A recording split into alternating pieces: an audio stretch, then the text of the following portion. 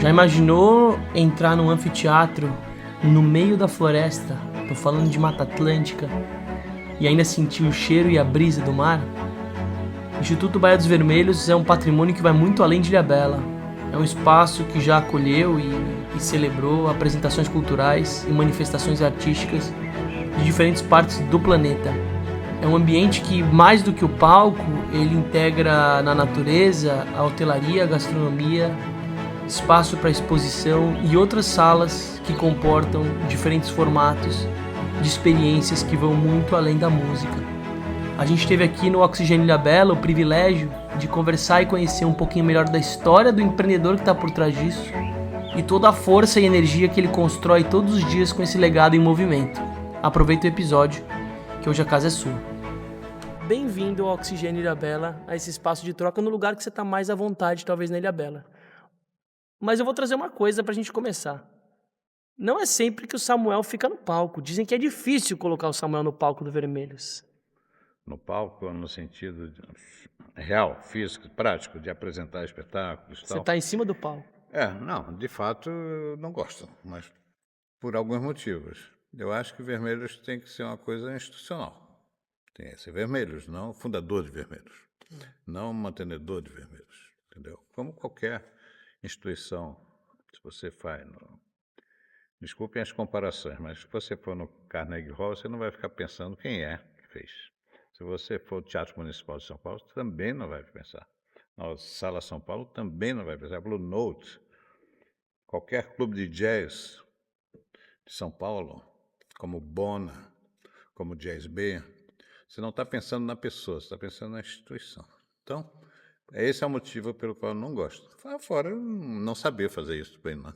Sim, faz sentido. Minhas apresentações aqui foram as piores, né? Você chegou a apresentar aqui no palco?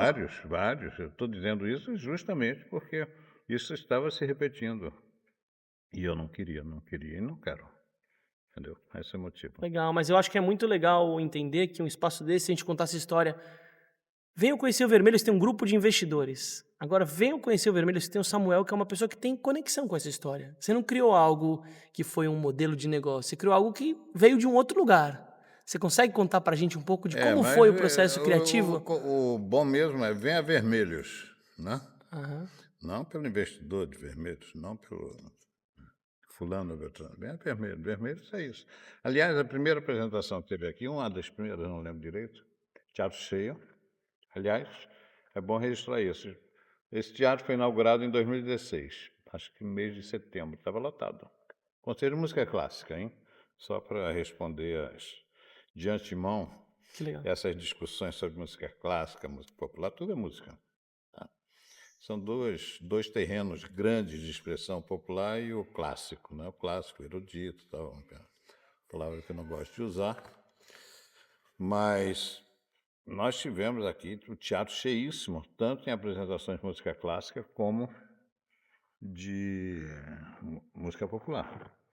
Ney Matogrosso, João Bosco, Maria Rita, Seu Jorge, Edu Lobo, são exemplos de apresentações, Ivan Lins, de apresentações onde o teatro foi muito cheio com a música popular. Enquanto que tivemos grandes concertos de música clássica aqui, com o teatro totalmente lotado. Em 2017, nós fizemos aqui a Segunda Sinfonia de Mahler, que é uma obra poderosa, mas é uma obra difícil para um público não aficionado da música clássica.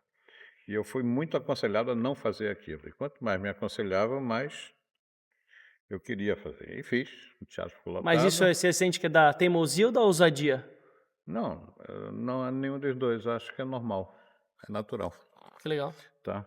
O Vermelhos foi feito para isso, foi para difundir a música, Começar né? o processo. E outras expressões artísticas, porque Vermelho não foi feito pensando apenas na música, principalmente na música, mas não apenas. Tem a Galeria de Arte, que a gente acabou de abrir com a exposição da Galeria Estação, já uma exposição de arte popular. Sim, mas eu ia te fazer uma pergunta.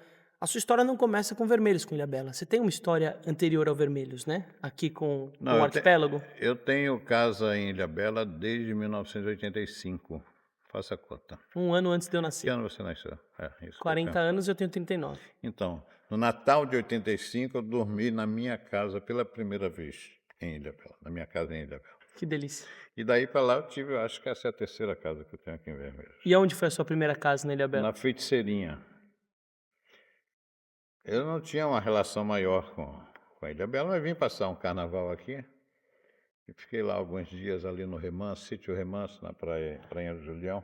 E um belo dia eu acordo com barulho de máquina, de terraplanagem. Fui olhar o que era o Mário Volkoff, figura extraordinária da ilha, todo mundo gosta dele e tal. E montando aquele pequeno condomínio lá, que fica entre o Julião e a Feiticeira, por Sim. isso que é chamado Feiticeirinha. E eu fui a primeira casa de lá. Ah, que legal. E ali, naquela manhã, eu conheci o Mário, conheci o terreno e pronto. Fomos adiante. Comprei o terreno dele, fiz minha casa. Isso foi exatamente em 85, ela ficou pronta, no Natal. Que legal. Entendeu? E aí fiquei, como qualquer pessoa que tem. Mas naquele modelo veranista, né? Trabalha em São Mas Paulo. isso aí evoluiu para o seguinte, uma história engraçada aí. Por que é que o teatro existe? O teatro existe porque eu não consegui fazer um aeroporto. Lá pelas tantas, eu resolvi, meti na cabeça que eu queria fazer uma espécie de companhia de aviação. Não era helicóptero, tá? Porque era aviação regular, para o público. Tinha alguma coisa a ver com o campo de aviação ou você queria fazer outra estrutura? Não me ocorreu isso. Eu pensei em ter a companhia quando eu me dei conta de que não tinha aeroporto. Então, eu sempre tinha jornadas duplas. Eu tinha que fazer também o aeroporto. Então, eu passei 5 anos trabalhando nesse assunto. Fiz projeto. Que legal. Projeto de aeroporto. Eu vou dizer onde era. Projeto lindo, da Barra, ali ao lado do terminal da Balsa. Sim. Que é uma região muito assoreada, que é a foz do rio. E essa intervenção que eu propus era um aeroporto e uma marina. Haveria uma dragagem, uma marina pública, uma marina grande porte, pública, e a pista de pouso. Um aeroporto com pista de 800 metros, 800 a 900 metros, não era 1.000, 1.200. O Galeão, o Santos Dumont, para ter uma comparação, é 1.300. Mas não era para ter um voo de grande escala. Comedido, equilibrado com as necessidades da ilha. Que legal. E quando eu penso no Samuel, só um detalhe, é muito legal você falando isso, só fazer um recorte, que é sempre, você tem sempre um lugar de grandiosidade nas coisas que você coloca. Porque tem gente que olha a grandiosidade pela capacidade, pela capacidade econômica, mas você tem uma grandiosidade de legado nas coisas que você coloca. Eu quero falar depois dessa questão da dimensão desse teatro, porque eu acho que é o que está por trás do que você acabou de dizer. Mas e tem uma razão, mas vamos falar em seguida. Vamos falar. O aeroporto eu considerava que era um equipamento importante para o município, do ponto de vista econômico e, consequentemente, social. E não trazia nenhuma contraindicação. Angra dos Reis tem aeroporto, Claro. Paraty tem aeroporto, Ubatuba tem aeroporto, e esses aeroportos não causaram nenhum problema ambiental de superpopulação, mas trazem Fluxo, né, de gente. fluxo, uma condição, né? Então, eu queria fazer isso, fiquei muito tempo fazendo isso. Me comuniquei com empresas fabricantes de avião. Embraer? Embraer não, porque ela não fabricava o tipo de avião que eu queria, mas a concorrente da Embraer, que é a canadense, escapa o nome, empresa grandona, eram aviões de 37, 40 lugares. Tinha 2, um francês e um canadense. Então, mas eu não consegui porque é uma implantação complexa, você depende do poder público e você depende da vontade da sociedade. E depende de financiamento grande. Embora aquele projeto fosse extraordinariamente barato. Você ia fazer 2 equipamentos em um só. A Marina porque o aeroporto era o mole da Marina. Ah. Ao fazer a pista, você estava criando a Marina automaticamente. Era, portanto, metade do preço da partida. A prefeitura ajudou, não ajudou, tal, ficou na conversa. A Marinha, perdão, a Marinha não, a Aeronáutica, o 4º Comar, que é a autoridade que licencia uma coisa dessa, apoiou inteiramente. O Departamento Aeroviário de São Paulo apoiou inteiramente, disse que era o melhor projeto de aeroporto que já tinha aparecido, por essa capacidade de unir atividades diversas, né? Marina, aeroporto. Tinha um centro de convenções. Era o terceiro elemento do projeto. Segundo, ele poderia servir todas as cidades vizinhas. Você chega de avião, pega o bote. Então ele tinha uma versatilidade interessante. E naquela época você trabalhava já, você já era um advogado em São Paulo e isso era o seu final de semana. Era o meu Vermelhos da época. Era o seu Vermelhos. Mas eu fui tentando, fui cansando, não conseguindo, e desisti quando eu percebi que havia uma divisão na sociedade aqui. Metade das pessoas queriam, metade das pessoas queria e metade não queria. Então, não se faz isso assim. E aí eu fui arrefecendo e disse, deixa eu fazer meu teatro, que aí eu dei pensar de mim. Ou seja, o peso da sociedade foi o que pesou na tomada de decisão em não continuar com o projeto. Não Rachar uma sociedade não não é algo dizer que a você... sociedade não quisesse, que ela foi um obstáculo, mas não houve ali uma unidade Claro. de posição que era necessária para que aquele assunto andasse. Isso durou 5 anos. Eu disse, não, agora eu vou fazer meu teatro, não depende de ninguém. Sim, e aí quando Escolha um você pensa no lugar e teatro, tem um recorte importante que você já está falando, que a sua relação com a Ilha Bela, ela vem antes do que não vem antes do que a música, do que o teatro. Mas eu esqueci de dizer o seguinte, por que eu estava pensando em aeroporto e depois pensei aqui em Vermelhos? É porque eu tinha uma percepção de que no litoral, como um todo, não só Ilha Bela, faltavam equipamentos públicos essenciais, em todas as áreas. Essa grande qualidade que o Mário Covas tem hoje, por exemplo, na área de saúde, não tinha na época. Sim. A área de educação, muito menos. Então, eu achava que a gente tinha que prestar atenção na infraestrutura. Sim. Do litoral norte como um todo, entendeu? Sim, e o que você vê dentro disso hoje é muito mais um foco nas vias convencionais, que são as estradas e os acessos de carro, e a gente vê ainda uma baita oportunidade, pensando em ar e água, como você falou, como necessidades de readaptar os nossos fluxos, né? Porque está cada vez mais difícil chegar aqui no Vermelhos, né? Em termos de logística, a quantidade de gente na cidade, então buscar alternativa continua sendo um desafio da Ilha Bela. E a ilha tem limitações topográficas e geográficas, de trânsito, de fluxo, muito claras. É difícil, não? Muito difícil. Por exemplo, quando fala assim, ponte aqui. Eu não vou nem discutir se é bom ou ruim a ponte, mas se colocar uma ponte aqui, só a chegada dela com aquelas alças necessárias vai destruir a ilha. A ilha não tem espaço físico suficiente para isso. Mas você tem uma coisa na sua fala que você acompanhou já os exemplos que você deu, que existe um olhar sempre de preservação junto com o desenvolvimento. Tem uma dança nisso. Como que você enxerga? Dá para integrar essas duas coisas? Dá completamente. Elas não são antagonistas, elas são complementares, reciprocamente complementares. Entende? Porque se você destruir tudo, o que é que resta, não é? Você pode pensar no continente europeu, para negar o que eu estou dizendo, que eles derrubaram praticamente todas as florestas da Europa.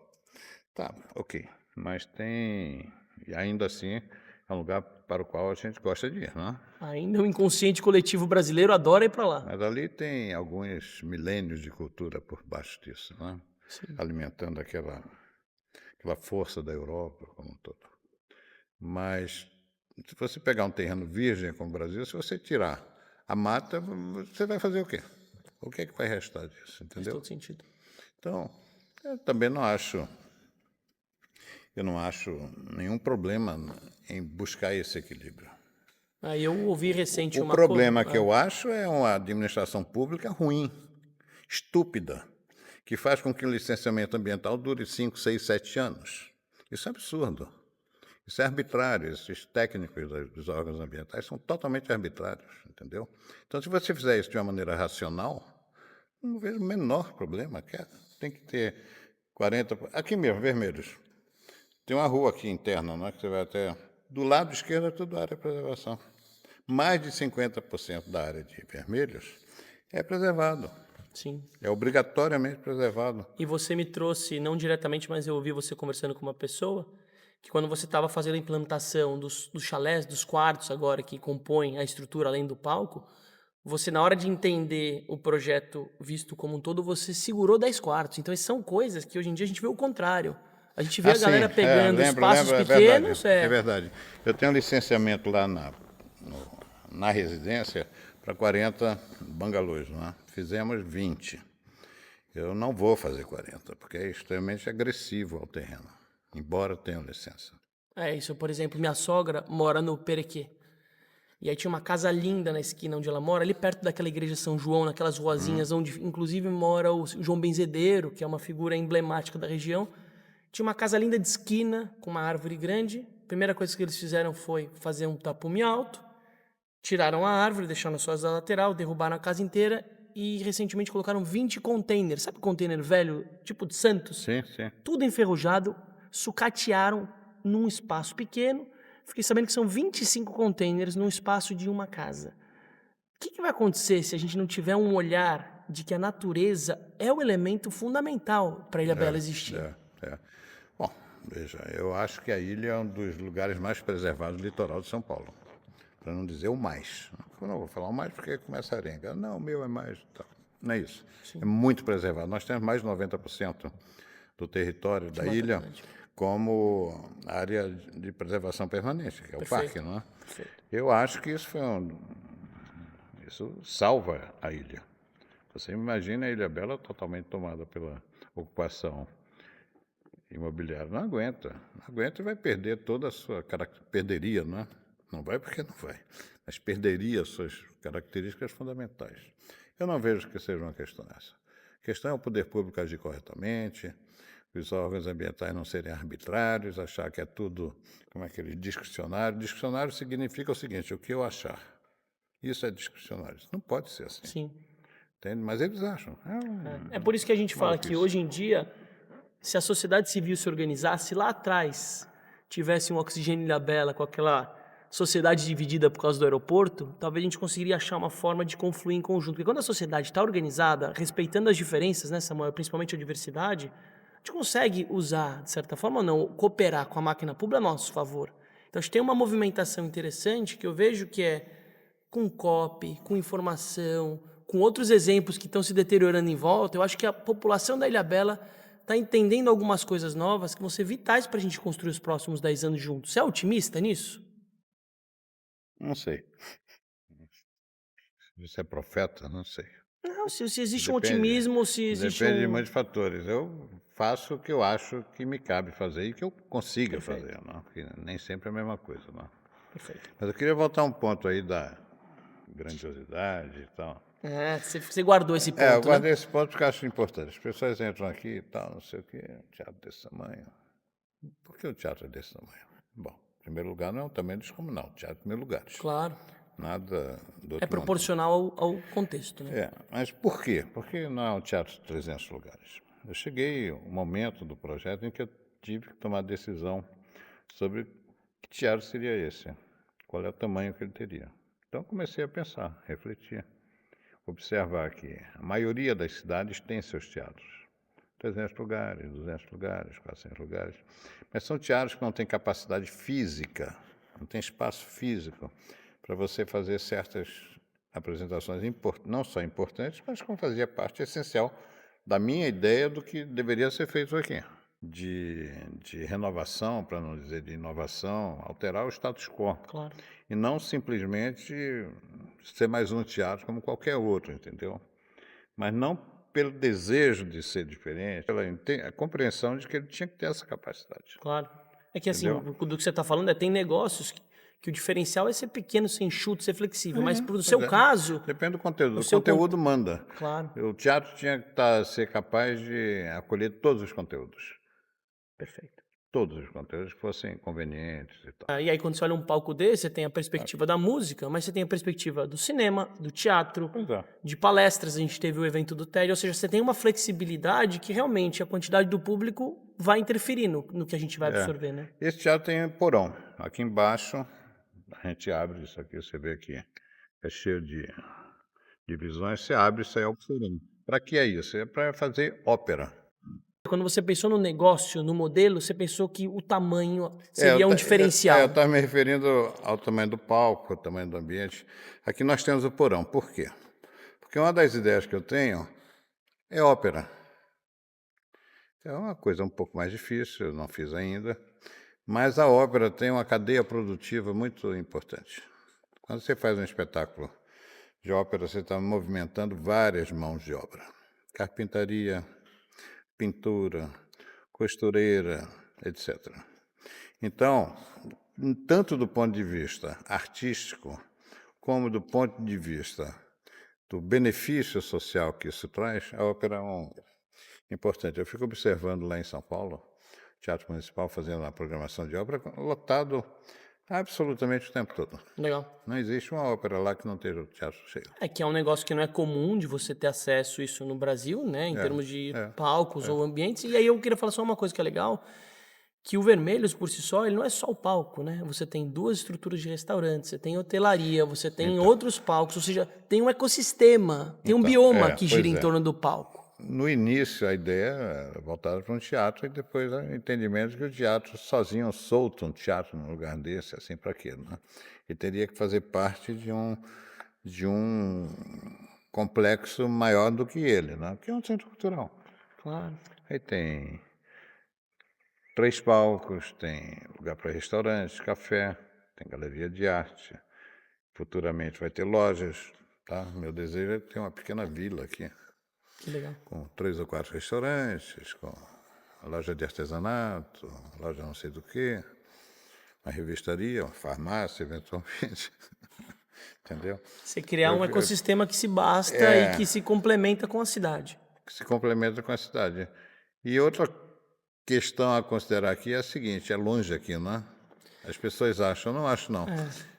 Na verdade, Mas veja, mas isso contribui para outra coisa, que é a descentralização. perfeito. Eu acho que, na verdade, a questão de longe ou perto é perspectiva. Eu moro no Curral, que é aqui perto de você. Meu filho estuda no São João, então eu tenho um deslocamento de 20 minutos. Eu sou casado, como sorte, a gente faz um vai e Você outro está volta. equidistante, não é? Mas eu penso o seguinte, Samuel, o espaço, eu valorizo estar... Tem gente que vai preferir estar numa cidade ali no dia a dia, que você vai otimizar um tempo logístico, mas eu gosto de estar num lugar mais afastado, de conseguir curtir o sul da Ilhabela, de conseguir ter uma relação com a comunidade diferente. Eu gosto do silêncio. Então, acho que esse equilíbrio também de distância. Quanto tempo você demora no seu trabalho em São Paulo para chegar na sua casa? Pois é. Aí você já quebrou o que é sul, norte ou sul. Porque a Ilhabela, para quem não conhece, ela é dividida basicamente por 4 pontos. Você tem o ponto sul, que é o sul da ilha. Você tem o centro, que é o Perequê, onde a cidade acontece. Você tem a parte da vila histórica e você tem o norte da Ilhabela. Então você tem 4 eixos, e aí uma coisa que todo mundo acha é que a Ilhabela é só aquela avenida. E a Ilhabela hoje, você tem morros, você tem periferia, você tem bairros internos que são na parte da floresta. Então a Ilhabela por si só, não dá pra gente se resumir com uma lógica de 10 a 15 minutos se não ficar longe. Então eu vejo que quando você tem valor percebido, teve muita gente que vem, inclusive nos seus shows, de fora da Ilhabela. Tem gente que, inclusive, que eu sei, que veio de outros estados já conhecer nem Mato Grosso, assistir nem Mato Grosso. Então tem um lugar de distância que eu acho que é o que você falou, a gente precisa descentralizar. Porque se a gente quiser colocar todo mundo no mesmo balaio, não vai funcionar. Por exemplo, de vez em quando eu ouço alguma referência a uma marina pública na vila, ali no Pindá. Não cabe. Não cabe. A marina, para ela ser uma marina eficiente, ela tem várias consequências. Tem estacionamento, tem serviços associados, entende? Então, isso tem que ser fora do centro. Samuel, falando uma coisa que eu acho que é muito legal, e é uma oportunidade que eu não tive de conversar com você ainda sobre isso, que a gente falou muito dessa influência da Ilhabela. Então você vem num lugar de achar um cantinho de refúgio, e aí você vai para um lugar de incorporar, pensar em como morar. Você é um cara que gosta de gente à sua volta, né? Já percebi, né? Você gosta de gente em volta do teatro, você gosta de incorporar um condomínio com seus amigos, você tem uma relação fraterna. Você gosta muito de receber pessoas aqui na sua casa, no Vermelhos? Como que é essa relação? Vermelhos tem recebido muita gente na minha casa, assim, mas basicamente em função das programações. Ah, então é uma desculpa verdadeira para você receber pessoas legais na sua casa, já entendi. Mas eu ia falar de uma pessoa especial que todo mundo quer saber, que é a sua relação com a música, que você teve uma relação íntima com uma pessoa emblemática da música. E eu queria saber qual é a energia, qual é a conexão dela com tudo isso que você construiu. Na conexão da música, assim, abstratamente falando. Tem uma tal de Elis também, que você tem uma relação de É, uma a história? questão da música, isso começa na sua casa, né? Ainda bem. Pode, em outros casos, não é assim, mas no meu caso tinha música na minha casa. Meus tios, minhas tias, meus O que você pais, escutava na sua casa? tudo, tudo. Escutava tudo e escuto tudo até hoje, né? A própria programação de Vermelhos é transversal, não é? Da música clássica à música popular. Legal. Inclusive teve música popular de Ilhabela aqui já no palco também, né? Não só teve, como eu tenho conversado com o pessoal da Fundace para nós desenvolvermos um relacionamento mais regular. Você pegar a OPI, a Orquestra Popular de Ilhabela, ela já veio em Vermelhos desde sempre, veio desde 2013. A primeira vez que a OPI veio aqui foi em 2013, faça as contas. E depois veio algumas outras vezes, mas não foi um relacionamento regular, não foi uma presença regular. Eu gostaria que fosse. E tenho feito essa sugestão para o pessoal da Fundace. Ou seja, criar um dia por mês de ensaio recorrente aqui seria um ótimo ativo para o Vermelhos. Exatamente. Legal. E tem a OPI, que é mantida pela Fundação, não teria sentido fazer uma outra OPI. Sim. Mas teria sentido fazer algumas coisas complementares, um grupo pequeno, um septeto, um sexteto, Sim. e compor uma atividade regular, não é? Então, Esse é um caminho. esse é um Mas caminho. você não falou da minha pergunta, que era a relação da Elis com tudo isso. Até que ponto ela influenciou? Porque vocês tiveram uma relação, né? Sim. E a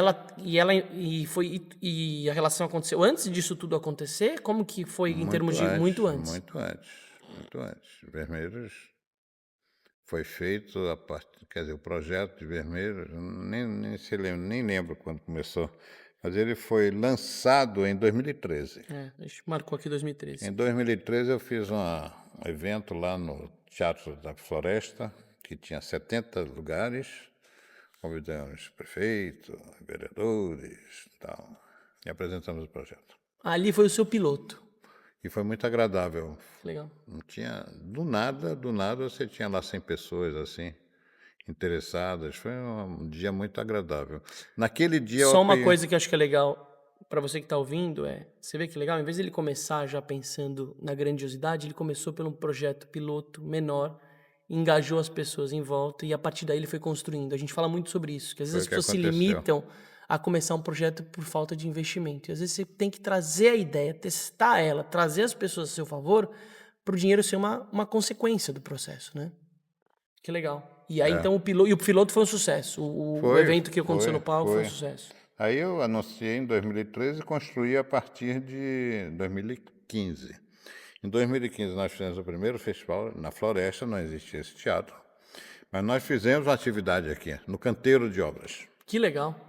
Foi o primeiro oficial, foi no Canteiro de Obras. Em 2015 nós fizemos uma apresentação da São Paulo Companhia de Dança, com um balé, que era uma obra de um coreógrafo argentino, Maurício Weinroth, e foi muito bonito. Choveu, estava tudo imundo de lama, de chuva, de materiais de construção, aço para todo lado, areia, terra. E aquele teatro improvisado em tábuas de madeira. E a outra coisa também que você tomou uma decisão, que eu achei que é emblemática, foi de envolver família no processo. Você envolveu seu filho como projeto arquitetônico. Como que foi? Porque a gente fala muito de empresas familiares, eu vejo muito valor nisso, porque tem vínculo na história. Bom, veja, o Marcos fez um projeto extraordinário aqui, né? Basta você ver as pessoas em geral, as pessoas gostam muito do projeto, né? Não, o Marcos, ele morava no Rio de Janeiro. Ele fez a faculdade no Rio e estava lá, trabalhando. Nem era o Marcos que ia fazer o projeto aqui. estava no Rio. Quem ia fazer o projeto aqui era o Joaquim Guedes, um arquiteto muito importante de São Paulo. Muitíssimo importante, muitíssimo difícil, brigava com todo mundo. Eu me dava muito bem com ele. Eu pedi ao Guedes, então, para desenvolver essa história, mas o Guedes faleceu num acidente. E aí eu convoquei o Marcos. O Marcos precisa me ajudar. O Guedes faleceu e vamos tocar esse negócio. Ele fez. E você acha que esse acaso da vida ajudou a aproximar os dois? É claro, né? Nós convivemos. Sim, mas o seu lado paterno, que você guarda às vezes no Mas as bolso, ele pessoas- ficou feliz com isso ou não? Ele ficou, mas reclama muito também do mau humor, da reclamação. Entende? Porque fala assim, isso aqui não é fácil. Então, eu acho que Vermelhos não comemorou 10 anos no ano passado. Ele marcou 10 anos de obra. Que legal. Ele é uma obra Ele é constante. uma obra em aberto, inacabada. Vai ter sempre. Agora a gente está acabando a residência, já acabou a galeria, mas e a vila? Então. Essa é a fome do E fundador. eu sinto falta de uma sala dedicada a teatro e cinema aqui. Que legal. Menor. É claro que você pode fazer uma grande exibição de cinema aqui nessa sala. Mas para o dia a dia, eu gostaria de ter uma sala de cinema funcionando permanentemente, todo fim de semana. Tem uma coisa legal, E Samuel. isso seria, Sim, convenientemente, uma sala menor. Sim. Aí sim, eu estou falando de 200, 300. Então, assim, só de você conversar, quase 30 minutos com você já falou da vila, da sala de cinema, do bairro, da farmácia.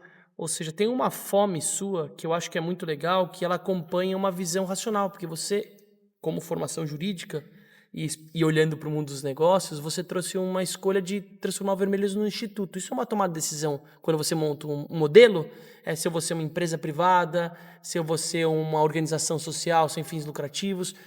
Se você puder falar como foi essa tomada de decisão, se foi difícil, se precisou estudar ou já era uma intenção desde o começo virar um instituto? Não, eu não posso dizer que era uma intenção, nem que não era, não é? Porque isso daria a ideia de que tinha um planejamento. Que não tem planejamento nenhum, você vai fazendo. E as coisas vão surgindo. Vão se formando. Para você ter uma ideia, chegou uma hora na construção que a gente tinha que fazer esse palco, quando a gente está sentado aqui, fisicamente falando. A gente não tinha a menor ideia de como era um palco. A gente tinha que começar a construir o palco em 30 dias. A gente saiu para São Paulo, nos teatros, nos lugares, estudando o que era um palco. Como se faz um palco. A gente resolveu ali. Uma improvisação completa, mas aí esforçada, não é? Responsável. Então as pessoas falam, não, tem que ser um palco flutuante. Para mim, um palco flutuante lembrava aquelas histórias das Mil e Uma Noites. O tapete do Aladim? O tapete do Aladim, essas coisas. Flutuante para mim era isso, eu não sabia direito o que era. Mas não, flutuante é simplesmente uma pequena película, uma pequena faixa flexível. Embaixo da madeira tem uma espuma, ou sei lá que outro material, para amortecer o choque do bailarino com o chão. E se você fizer isso de concreto, direto, você pode quebrar a perna da pessoa, entendeu? Uau. Este é o palco flutuante, é uma coisa simples. Mas eu não sabia. Então, todos os detalhes aqui foram criados à medida. Legal. Criados à medida. Então, se perguntar se o Instituto já era uma intenção, a única coisa que eu posso dizer que não era uma intenção, ter uma empresa comercial aqui, faturando tal. Isso. Também não rejeito isso. Claro. O Instituto precisa de receita, mas nunca foi. Isso aqui sempre foi visto pelo lado do conteúdo e menos pelo lado do negócio. Claro, entendeu? e tem um grande desafio que eu vejo, principalmente em como a gente separa o mundo dos negócios com o mundo do terceiro setor, o mundo do impacto. Agora está começando a se encontrar, porque se a gente não olhar para profissionalização, para gestão, para entender que precisa de lucro para manter um negócio desse em pé. Imagina o custo fixo que você tem. Então a tendência das pessoas antes era, eu ganho dinheiro em um lugar e o que sobra eu coloco nos meus projetos de impacto, nos meus projetos de legado. Só que essa conta às vezes não fecha, a gente está trabalhando muito, sobra menos tempo. Mas quando a gente entende que dá para pensar em performance, em profundidade, em profissionalização dentro de um olhar de uma estrutura de legado. Então eu vejo que você, e a gente tem conversado bastante sobre isso, né? Samuel, traz a sua energia empreendedora que hoje está dentro do escritório em São Paulo, como a gente traz cada vez mais para o Instituto, sem perder a intenção, sem perder o propósito dele. Acho que como você enxerga esse casamento de profissionalizar um olhar de negócios de impacto, negócios sociais? Da mesma maneira que eu falei antes, que eu não vejo nenhum problema em você buscar um equilíbrio com a questão ambiental, ocupação física versus preservação, essas funções sociais e essas funções negociais, privadas, não é? Que você desenvolve o seu trabalho para ser remunerado. Claro. Né? A vida é isso, afinal de contas, não é? Ou pode ser vista só por esse ângulo também. E você hoje trabalha com tudo que você faz, você vai pensando sempre nesse ponto de equilíbrio. Veja, aí nós estamos entrando num terreno de dificuldade, porque eu tenho minha profissão, sou advogado. Então isso está fora da nossa conversa. Claro. No que respeita a Vermelhos, é um projeto em si mesmo extremamente difícil. Extremamente difícil. Para ele viver das próprias forças dele, que é o que eu tentei até agora, é muito difícil. É muito difícil por falta de rentabilidade. Você vê, você achar você comparar que uma pessoa pode gastar R$300 em 2 horas na praia entre estacionamento e uma cervejinha e achar um absurdo pagar R$100 para um evento que custou uma fortuna. Você imagina que é colocar uma orquestra sinfônica aqui. Trazer uma orquestra sinfônica de São Paulo, com 80 músicos, 80 cantores, se fosse o caso, não sei quantos solistas, toda a infraestrutura que se movimenta. É um desafio. Isso é um projeto, isso é uma noite cara. Claro, claro. É uma noite que custa algumas centenas de milhares de reais, tá certo? Isso. Não muitas centenas, mas algumas. Não, e aí tem uma questão também que você está vivendo agora, que o Oxigênio Ilhabela está super afim de contribuir, porque isso para mim é um patrimônio não só para Ilhabela, mas para a gente como comunidade expandida, que a gente tem uma agenda recorrente, que a gente ter ritmo. É como o Vermelhos entra no inconsciente coletivo das pessoas, seja para alguém ficar hospedado no hotel, seja para alguém indicar, seja simplesmente para a pessoa. A gente, antes de começar, apareceu uma coisa que eu acho curiosa, mas acho que poucos, não foi à toa que esse pessoal chegou aqui no meio da nossa gravação, que foram pessoas que vieram aleatoriamente para conhecer. Então esse lugar de ocupar o espaço, ele é um lugar que ele é importante para manter o pulsar vivo, né, do Vermelhos. Isso aí bate numa questão que eu acho muito interessante. Eu tinha dito antes, planejamento não existe. Quer dizer, no meu caso, né? Nós fomos fazendo. Mas sempre com a seguinte referência: o que nós vamos fazer é isto, e isto é uma coisa indiscutível. Fazer um complexo desse, com esses equipamentos, isso é significativo, não só no Brasil, no mundo inteiro, são equipamentos importantes. Claro. Então, eu sempre considerei que o modelo em si é um modelo cheio de méritos, entendeu? Indiscutivelmente. Perfeito. Agora, se para chegar lá eu vou quebrar a perna, vou quebrar o braço, ou eu vou ter apoios ou não vou ter apoios, isso são acidentes da vida, vamos ver. Mas o ponto de chegada, Legal. não tenho dúvida, não tenho dúvida sobre ele. Tem muita gente que te sente ou te enxerga como um lobo solitário, como um empreendedor autodidata, alguém que faz as coisas sozinhos. Mas eu percebi que quando a gente vai entendendo você melhor, a gente vai regenerando uma confiança no outro, você é um cara que gosta de cooperar, que você tem interesse em escutar e produzir junto. Como você enxerga o momento do Vermelhos em relação à cooperação com marcas, com pessoas, com gente que está a fim de fazer em conjunto? Bom, primeiro a premissa da sua pergunta, que é essa imagem aí do lobo solitário, que imagens são imagens, né? As pessoas... Na verdade, eu faço sozinho porque não tenho recursos para fazer com uma equipe superestruturada. Fazer um projeto como esse não era tarefa para uma pessoa, era uma tarefa para 10 pessoas. Mas como reunir essas competências, essas pessoas, sem recursos financeiros para isso? Totalmente. Entendeu? Então, essa questão da chamada centralização, que eu nego terminantemente, totalmente, isso não é verdade, mas isso, o que leva a essa impressão é exatamente a circunstância de eu não ter outra maneira de fazer até aqui, entendeu? Então, esclarecido esse ponto, vamos falar do que você perguntou realmente. Vermelhos, ele tinha muitas coisas a serem feitas, né? Teatro, restaurantes, salas de concerto e tal. Eu acho que ele está num ponto em que ele tem basicamente a estrutura não terminada, Mas você mas chegou com, num com- com marco. todos os elementos. Perfeito. Por exemplo, a residência é uma coisa fundamental nesse projeto. Então, eu diria que a implantação atingiu um ponto de maturação suficiente para que ele pense no futuro. Ele vai ter que aperfeiçoar, mas já tem o suficiente para que ele pense. E é só uma coisa que é legal, quando a gente pensa em futuro, você já tem até um case, um piloto feito, que foi o TED no final do ano passado, que a gente fez junto, que Sim. tinha exposição acontecendo, restaurante acontecendo, refeitório acontecendo, palco E acontecendo. quando se repetir, vai ter mais equipamentos. Exato, porque agora ele Entende? está numa fase de... Então, eu diria o seguinte, respondendo diretamente a sua pergunta. O vermelho está num ponto de inflexão. Ele precisa virar a chave. Ele precisa deixar de ser um trabalho isolado aqui dentro. Não vou falar solitário para não alimentar essa crença. essa imagem Sim, do lobo e tal.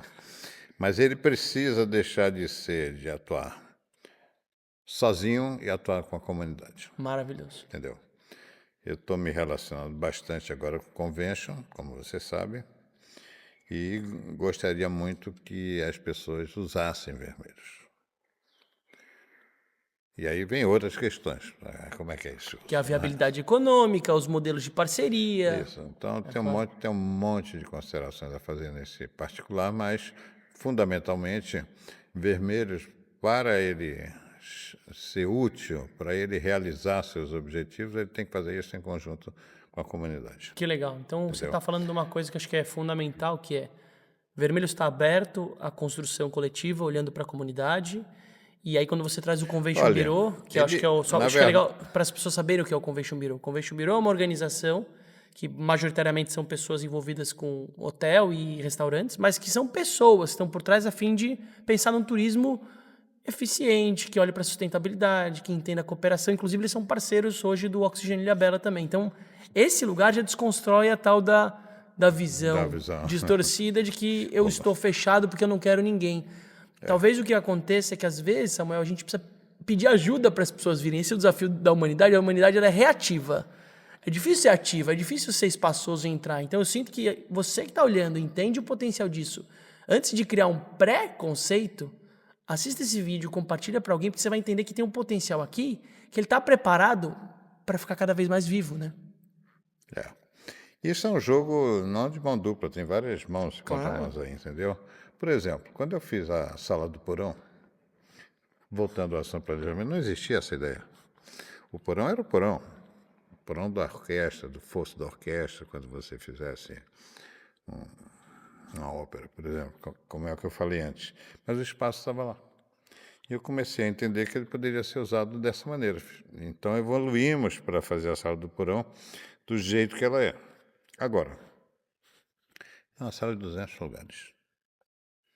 Metade dela é 100 lugares. Se ela tiver 100 pessoas, ela não está vazia, ela pode sustentar Perfeito. uma atividade. Mas eu me frustrei bastante.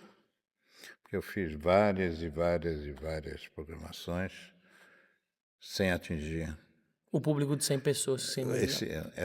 essa medida, entende? Para mim é difícil compreender que a Ilha Bela não tenha isso. E reações irritadas com isso. Diz, puxa, então não querem, então não gostam, então vou fazer. Entendeu? Mas está errado isso, não pode ter. Isso é uma dinâmica, isso é um processo. Então, convido, do mesmo modo que eu estou dizendo que Vermelhos quer fazer esse processo, convido as pessoas para participarem desse processo. Que bonito. Entendeu? Que bonito. E te agradeço por falar isso, e verbalizar, porque quando a gente verbaliza, a pessoa que mais está ouvindo isso não é quem está assistindo, é você que está escutando isso, porque você está mais perto da sua boca. E eu vejo um valor também legal no que você fala, Samuel, que você planeja, mas de um jeito diferente. Porque você também é racional. Você tem o emocional, o intuitivo, mas você também racionaliza. Antes a gente achava que para fazer as coisas você precisa primeiro pesquisar. Depois você planeja. Depois você executa. E depois você melhora. Só que essa linha hoje, com a velocidade de mudança das coisas, ela não fecha mais a conta. Então eu vejo que você tem um jeito de empreender que você coloca o planejamento como parte do processo. Porque só existe um lugar desse tamanho, ainda rodando, com um time que é recorrente. O Lucas está há bastante tempo com você, porque existe também um planejamento acontecendo. Só que o que acontece é que, quando você entende que você sozinho, com o seu DNA, com o seu jeitão, ele tem valor, mas que com mais gente em volta diferente isso potencializa. Então, assim, vou questionar você, que eu falo assim, você tem um pouco de planejamento, sim, senhor. Deixa eu contar uma pequena história. Eu tinha vermelhos no papel durante muito tempo. Durante muito tempo. Eu rodei a bolsa aí, secretarias de cultura e tal, empresas, zero de... Quem é que ia apoiar um projeto totalmente improvável, num lugar esquisito? Isso é uma maluquice, né? É isso. Zero. Aí um dia eu descobri o processo de metal. Naquela época, o metal era metade de uma construção, o custo do metal, da estrutura metálica era metade da construção convencional de alvenaria. Legal. Então, Baixou o custo. aí chegou uma hora que eu tinha dinheiro para fazer a cobertura. Meu dinheiro dava para fazer a cobertura de teatro. Eu disse, então vamos fazer a cobertura. Fundação e cobertura, mais nada. Não tinha nenhum planejamento, nenhum plano de como eu conseguiria terminar. Eu aproveitei aquele momento para dar o start, na convicção de que, feito o start, As coisas iam acontecer. Né? E custou muitas noites de insônia. Né? Você Quer dizer, continuam custando. Você se arrepende de alguma tomada de decisão que te tirou a qualidade do sono? Não dá. Você não pode se arrepender aqui, não. Não pode se arrepender porque a razão de ser continua presente, continua viva, né? Você pode lamentar algumas dificuldades. Tá bom. Mas arrepender, não. E você é legal que você fala para si, você tá olhando para cima, né? Quando você, para quem tá só ouvindo esse corte, talvez não esteja assistindo, porque a gente também tem a opção só de escuta. O Samuel tá olhando pro todo aqui, vendo o valor que a gente está conversando em cima de um palco, quanta energia, quanta gente, quanta história, quantas relações, quantas memórias afetivas aconteceram aqui. Então, olhar para isso, não tem como se arrepender, né, Samuel? Agora, tem um grande paradoxo nessa história toda, né? As pessoas, os artistas que vêm aqui, e uma parte do público que vem aqui, eles ficam realmente encantados com Vermelhos. Acham que é isso, acham que é aquilo outro, dão suas opiniões extremamente favoráveis, comparativas com outros lugares, que eu acho que nem precisa ficar comparando com outros lugares, mas muito positivo. O paradoxo então isso não deveria ser um caminho mais seguro para você alcançar os meios de manutenção, de produção, de financiamento? E não é. O que eu sinto, talvez, Samuel, você falou que são os projetos na vida, eles têm os ciclos, né? E você está materializando um ciclo de estrutura. Na sua visão base, assim, eu tenho hoje o palco formado, eu tenho hospedagem, eu tenho restaurante, hoje eu já estou num novo ciclo de Vermelhos. O que eu sinto é que, no inconsciente, você está mais preparado para pensar numa agenda recorrente, para uma fidelização maior de público, para parcerias mais estratégicas. Você sempre falou para mim que você sempre teve dificuldade de conseguir patrocinadores recorrentes, né? Esse desafio de além... no sentido de parceiros, né? Parceiros estratégicos, E né? não aquele patrocinador que eu tive, alguns, que foram muito importantes, mas não foram suficientes. Quando eu falo de patrocínio, é capital social. É gente que vai construir uma agenda com você. Não é sobre colocar o logo em uma parede, mas é como as pessoas constroem e ganham dinheiro junto com você. Porque acho que essa é uma mudança que o Vermelho está precisando, né? Como a gente entende o valor que a gente tem e como a gente entende formas de ganhar dinheiro. E aí uma coisa que acho que é muito importante que eu queria te ouvir. A tendência de um processo desse, para um empreendedor mais comum, é a gente falar, sobe o bilhete, pega coisas mais caras, e você tem uma visão que tem a ver com o começo da sua fala, da sociedade, do coletivo. Então eu vejo hoje 4 públicos, eu queria que você falasse um pouco como você vê os públicos, que é quem gosta de arte, independente de onde está. Quem é veranista, que vem pontualmente na Ilhabela. Ou seja, quem vem em algumas datas, digamos assim. Quem é turista, que veio e caiu de paraquedas, e quem é o morador. Porque o morador da Ilhabela ele tem um potencial gigantesco. Tem muita gente, inclusive, que eu convivo, que as pessoas hoje trabalham mais na internet do que elas convivem com a Ilhabela. Tem muita gente que não sabe onde são os principais restaurantes que eu me alimento, que existe uma livraria, que às vezes existe o Vermelhos. Tem gente que mora na Ilhabela que ainda não pisou ainda no Vermelhos. Então, como você entende que essas pessoas elas são importantes? Como você entende elas como públicos do Vermelhos? Tá, essa é uma questão complexa. Em primeiro lugar, o Vermelho foi feito para essas pessoas. O Vermelho não foi feito para ser um produtor de dinheiro. Senão, francamente, teria feito em outro lugar. Claro. O Vermelho foi feito para Ilhabela e para o litoral norte. Tá? Então, o primeiro ponto é esse. Segundo, muitas pessoas me dizem, o público de Vermelhos, você tem que olhar o público de fora, o turista. Eu não aceito essa colocação totalmente e não rejeito ela totalmente. Eu acho que é uma composição. Tem um público local e tem um público de passagem. Quem é o público de passagem? É o que vem para o Réveillon, é o turista. Os veranistas de São Paulo ficam entre as duas posições. Eu diria que o veranista, o pessoal de São Paulo que tem casa na ilha, está nessa divisão que eu estou fazendo, ele estaria mais no grupo de Ilhabela, dos moradores de Ilhabela, porque eles são, de algum modo, moradores de Ilhabela.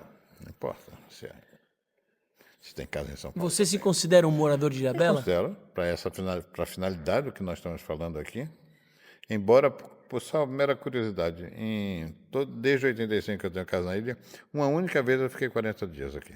Uma única vez. E quando foi? Faz tempo, foi na primeira casa lá na Feiticeirinha. É que eu sou urbano mesmo, né? Então fica...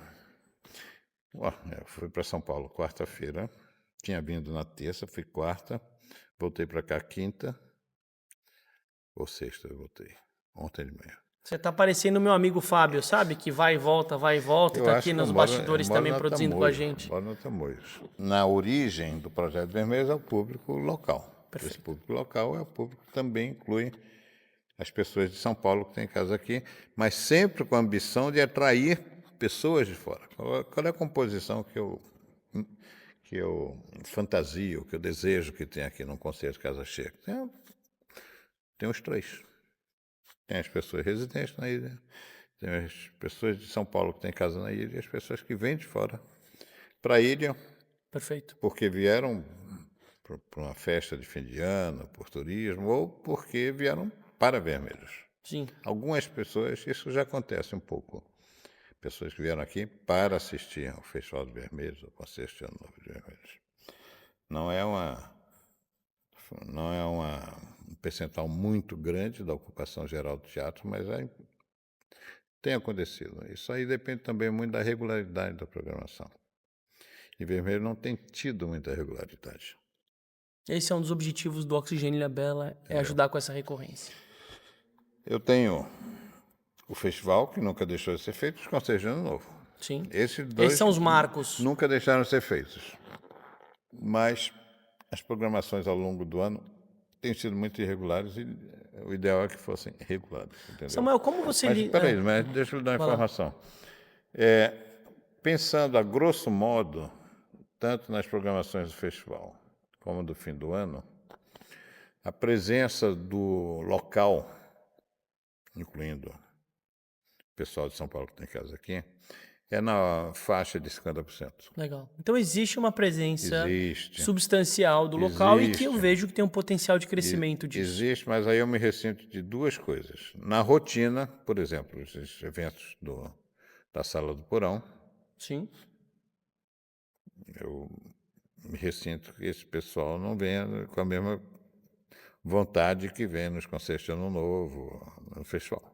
Tem um amigo nosso que você conhece, inclusive, que é o Vini, que assumiu recentemente um dos sócios da Casa Barca, que fez uma pequena revolução no espaço. Que eu vejo que ele deixou de ser o restaurante para ser um espaço de cultura num lugar próximo da vila. E hoje ele tem uma agenda de quarta a domingo que virou parte do inconsciente coletivo da comunidade. Então eu vejo que se a gente constrói uma agenda, não necessariamente precisa ser todo dia, mas recorrente, e a gente usa o quê? Os influenciadores locais. Porque o Aziz tem uma influência local, a Manu Colombo tem uma influência local, tem pessoas que são pessoas que atraem o coletivo. Então eu vejo que dentro de uma agenda local, Samuel, esse potencial da gente trazer o Vermelhos mais para perto da comunidade, não só a comunidade para dentro do Vermelhos, é um caminho super possível.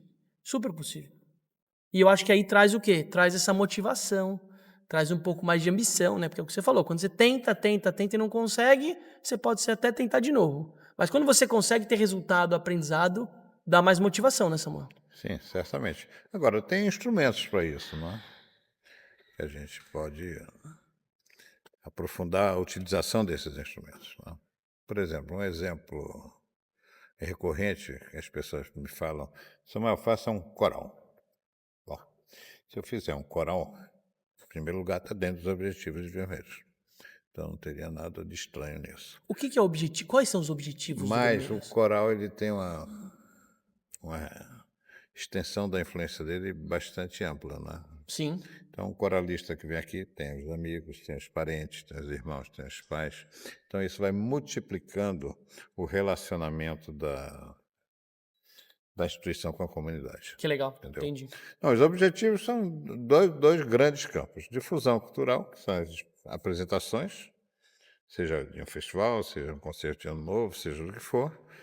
E a parte de formação cultural, que não saiu do papel até hoje. Mas Vermelhos foi feito com esses dois objetivos. Que legal. Tá? Queria ter curso de formação musical aqui. Queria formar uma orquestra jovem Que legal. de Ilhabela, ou de Vermelhos. Queria ou quero? Não lembro. Depende do dia. Hoje, falando comigo. Agora eu estou lembrando, vou passar a querer de novo. Que legal. Mas essas coisas são muito atingidas pelo problema do cotidiano. Quando você se defronta com as questões de você sustentar um festival com patrocínio insuficiente, conselho de ano novo, manutenção da infraestrutura, então muitas vezes você não tem margem emocional para manter todos os seus propósitos. Então eles não são eliminados, mas ficam adormecidos, entendeu? E esse é um grande desafio em quem empreende a mesma coisa há mais de 10 anos, porque uma hora você fica mais atolado nos desafios do dia a dia e sobra poucas frestas para pensar nas ambições. Samuel, pensando num dos pilares do Vermelhos é a curadoria. Né? Você tem um cuidado e uma atenção e acho que você dedica uma energia para entender o que você vai colocar nesse palco e o porquê você vai colocar nesse palco. Como você enxerga a curadoria no Vermelhos? Bom, em primeiro lugar, uma coisa que nós já falamos aqui nessa conversa, que é o caráter transversal da programação cultural de Vermelhos. Né? Campo popular, campo clássico, então, essas coisas. E você pode aplicar isso a pintura, literatura, arquitetura, dança, tudo que a gente conseguir fazer, porque Vermelhos, o meu pensamento era todas as artes que caibam no tempo e no espaço de Vermelhos. Isso é a síntese do projeto, entendeu? Agora, o quanto disso você consegue executar é outra questão. Bom, então, estabelecida essa premissa da transversalidade das intenções de Vermelhos, então aí vem a questão da curadoria. Eu tenho muito cuidado com duas coisas. É uma curadoria que fique viciada no meu próprio gosto, no que eu acho bom, e o que eu acho bom pode não ser exatamente o que é bom, fora o fato de que cada um acha o que é bom. Não. Então, existe uma pluralidade aí que tem que ser atendida. Então, esse é o grande risco de eu fazer uma curadoria trancada em mim mesmo. Né? Perfeito. O segundo risco é a falta de informação. Não só o que eu gosto, mas o que eu sei que acontece. Isso são são 2 problemas dos quais eu penso permanentemente, permanentemente. Eu não consegui montar uma curadoria ampla, tal, vou voltar ao mesmo assunto do início da conversa. São Uma recursos. questão de viabilidade econômica. Financeira. Como é que você vai pagar as pessoas para Sim. fazer tudo isso, né? Você Se você já chegou a ter um conselho, alguma coisa assim? já quando o Vermelhos aí é uma coisa curiosa. Quando o Vermelhos começou, eu montei um conselho de excelências. Alguns exemplos: Danilo Miranda, Zusa Homem de Mello, Ricardo Ataque, Fábio Magalhães, Fernando Moraes e assim por diante. Conselho só craques, uma seleção brasileira. Mas com o tempo, a atividade com o conselho foi Minguando. minguando, ela foi se tornando rarefeita, porque as coisas passaram a acontecer de uma maneira muito subordinada à eventualidade, do que é possível, que não é. O planejamento de longo prazo não existia. Provavelmente isso foram erros de planejamento meu, Claro. tá certo? Mas assim aconteceu. Sim. Então eu tive sim conselho. Agora, quando eu penso na sua questão, aplicado ao momento atual, onde eu acho que Vermelhos precisa virar a chave, então a questão do conselho volta Que legal. com muita força. Esse conselho tem que existir, assim como uma equipe de curadores qualificados, competentes em cada área, entendeu? Que legal. Não, isso é Então, ótimo. essa é a ideia, essa é a intenção. Agora, o que é que eu vou conseguir efetivar disso? É a pergunta de toda manhã, Legal. ou de toda noite, ao ir dormir ou acordar, muitas horas. Eu sempre falo que o grande desafio, às vezes, para quem empreende, é achar que empreender é que nem ser arquiteto, é fazer as coisas para você mesmo ou para o cliente final. E, na verdade, quando você empreende, você precisa fazer, às vezes, para um público que é diferente de você, mas que você não pode fugir dos seus valores, do que você acredita. Então, tem uma linha tênue. Então, curadoria, ela é um pilar que não é só do Samuel, como às vezes algumas pessoas veem. É pessoas que, de fato, ajudam. Inclusive, eu convivo, né, com a Déia adora a arte, está cheia de ideia, e ela tem esse espaço de conversa, de diálogo. Então, pessoas que querem trazer ideias e possibilidades, você está sempre aberto a escutar, né, Samuel? Isso é importante as pessoas saberem. Eu queria que você só falasse pra gente como a natureza do Samuel, como momento agora presente, se conecta com os próximos passos do Vermelhos. Eu tenho que ter uma atenção especial, e muito mais que uma atenção, eu tenho que ter uma atitude ativa e consequente e regular, no sentido do relacionamento com o Vermelho, com os instrumentos da comunidade, né? Nós já falamos aqui, Sim, convention, tudo isso. Então, é uma hora em que o Vermelho precisa se relacionar de uma maneira mais clara e mais direta com as instituições, legal. entende? E, e aí entra o setor privado e o setor público, né? Então, é uma aproximação maior ou menor com o poder público, com a prefeitura, mas não é só a prefeitura, a Fundace, que é uma organização vinculada à prefeitura, mas tem autonomia administrativa, Claro. tá? Por curiosidade, foi eu que fiz a Fundace, tá? Não sabia dessa. Nilce era prefeita. E eu tinha conhecido a Nilce, porque, para você ter uma ideia, eu conheci a Nilce porque eu chamei ela para apresentar o projeto de Vermelhos, faça as contas. E a Nilce jantou comigo e com o Joaquim Guedes, o arquiteto, para eu falar do projeto de Vermelhos. Veja quantos anos. Que legal. Aí, passado algum tempo, semanas ou meses, eu não lembro, a Nilce me liga dizendo que queria fazer uma fundação cultural da prefeitura. E se eu ajudava ela, eu fiz. Montei a fundação. Que bonito. Olha só. Que bonito. E depois, pronto, tá aí. Então, relacionamento com o poder público é múltiplo, né? Tem várias entradas, vários canais. Tá? Legal. Eu estou insistindo muito na Fundação porque ela tem um corpo artístico que se relacionou muito com Vermelhos, desde a apresentação do projeto em 2013. E a Fundação tem uma potência como possibilidade para ser explorado, para crescer, para se Eu tenho desenvolver. conversado bastante com o Ricardo Ramalho, que é o maestro da UPI, a respeito disso. Nós temos algumas ideias e vamos em frente, vamos em Maravilhoso. frente. Agora, objetivamente é isso, Vermelhos tem que conversar com todo mundo. Ou seja, se por acaso você estiver comendo em algum restaurante, passeando na cidade e encontrar o Samuel, dá um abraço no Samuel. O Samuel tá afim de se relacionar mais na Ilha Bela. O Samuel falou que de 5 dias que ele passa em São Paulo, ele vai começar a ficar mais dias aqui na Ilha Bela. Já que o Vermelhos tem espaço na agenda ainda, qual o espetáculo dos sonhos que você gostaria de assistir e se lambuzar?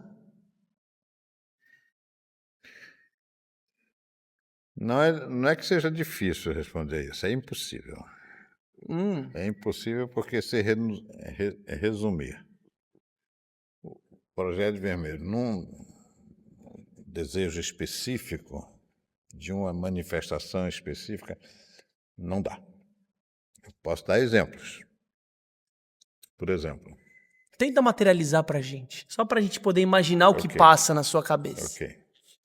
Eu queria que em primeiro lugar, que o Festival de Vermelho ele tivesse uma penetração popular maior e uma devolução de interesse da comunidade maior também. Primeira coisa. Segunda coisa, eu queria muito trabalhar com ópera. Além do conteúdo artístico, é o caráter social. Que legal, É a cadeia produtiva daquilo, que legal. entendeu? Então eu tenho muito interesse nisso. Gostaria de fazer um festival aqui, a exemplo, converso muito sobre isso com o Roberto Menchuk, o maestro Roberto Menchuk. Roberto tem um compromisso, que eu não vou nem dizer compromisso, ele tem uma relação efetiva e real com Vermelhos muito importante que se projeta no futuro, para o futuro. E nós conversamos muito sobre fazer um festival. Não, mais ou menos no modelo de Campos do Jordão, mas que tenha uma atividade pedagógica importante e tal. Isso é. Então você vê que é uma composição de projetos. Aí tem a parte de formação, parte educacional. Um dos grandes objetivos meus é pôr isso para andar. Mas eu não posso, veja, isso eu sempre digo quando chega nesse assunto. Um festival começa aqui e termina aqui, acabou. Eu posso errar, eu posso não sei o quê. Uma atividade continuada, ela não começa aqui e termina aqui, ela continua. Ela tem que ser responsável. Claro. No caso específico de formação musical, criação de orquestra jovem aqui, eu tenho que ter recursos pedagógicos e financeiros.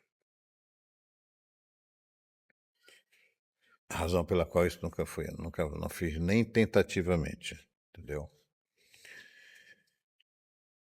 Então eu estou lhe dando pílulas, tá? Porque essa pergunta não tem uma resposta exata e específica. É parte da travessia ainda. São pílulas, Sim. pílula é grandona, né? Caprichado. Quando o Vermelho estava começando a ficar pronto, eu tinha uma ideia na cabeça. Queria convidar, fazer um show aqui,